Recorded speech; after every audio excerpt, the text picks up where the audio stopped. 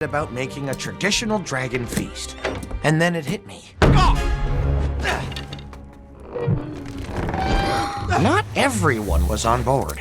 Yes, it worked. Zephyr, what are you doing? Testing my dragon defense system. You and all the grown-ups in New Burke are leaving them snacks. What if one shows up? Well, that would be great. We love dragons. Why? They're monsters.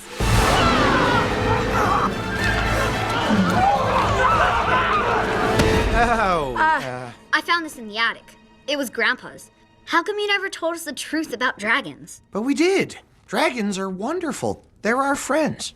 Tell me this. Are they giant? Well, yeah. Razor-sharp teeth? Breathe fire? I suppose so. Claws? That'd be yes. What happened to your leg? Oh. That's what I thought. Maybe we don't leave fish snacks around to attract them. 'Cause you know who doesn't want to be dragon dessert? Me. Nothing? Do you want to be dessert for a dragon?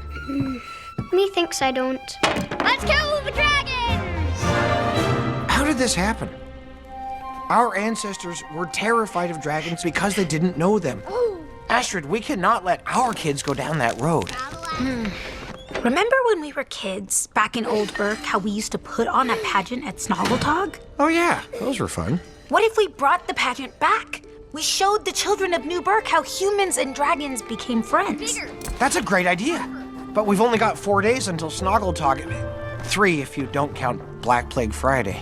Yeah, nothing gets done. Everybody's just shopping and coughing. More spikes. I think we could do this. Let's talk to Gobber.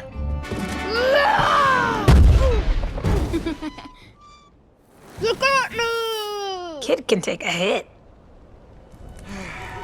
Hey, are you okay? Yeah, it's just all this talk of dragons kind of makes me miss them.